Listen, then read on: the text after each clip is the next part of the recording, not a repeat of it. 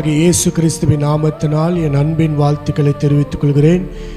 வாசிக்கலாம் நீதிமொழிகள் 11:20.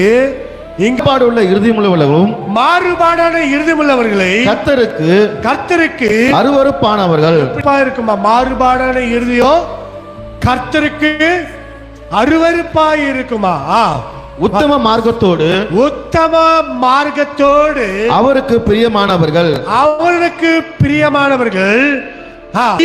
கை சேர்ந்தாலும் துஷ்டன் தங்களை தப்பான். ஒருத்தன் கையோட கை கோத்து நம்ம இந்த தப்பு செய்யலாம். எப்படி? கையோட கை கோத்து இன்னைக்கு தப்பு செய்வாங்க. அது கணவனோ மனைவியா இருக்கலாம், நண்பர்களா இருக்கலாம், சொந்தங்களா இருக்கலாம், யாரா இருந்தாலும் கூட கையோட இருதயத்துக்குள்ள மாறுபாடான இருதயத்தை கர்த்தர் அருவருக்கிறாரா?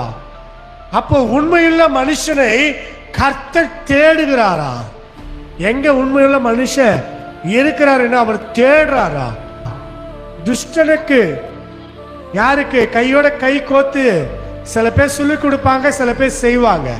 உலகத்தாரோடு சேர்ந்து நம்ம என்ன பண்றோம்? கை கோத்து நிக்கிறோம். உலகத்தாரோடு நீயும் நானும் கை கோத்துன்னு சொன்னா ஏன் நம்ம என்ன பண்ணுவோம்?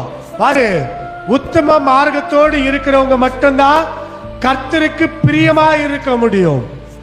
இந்த இருதயத்துக்குள்ள அருவருப்பான காரியங்களை வச்சனா கர்த்தர் பிரியமா இருக்க மாட்டார். துஷ்டன் கையோட கை கோத்துறவன் துஷ்டனுக்கு ஆக்கினைக்கு அவனுக்கு வர ஆக்கினி எப்படி இருக்கு தெரியுமா? நீ நினைக்கலாம் கையோட கை கோத்த நாம தப்பிச்சலாம் சொல்லி, தப்பிக்கவே முடியாது. யோசேப்போட அண்ணங்க எல்லாரும் கை கோத்துனாங்க. யாருக்கு? யோசேப்புக்கு ஒரு முடிவு கட்டலன்னு சொல்லி. யாரு விழுந்தாங்க? யாரு தேவன் உயர்த்தினார்?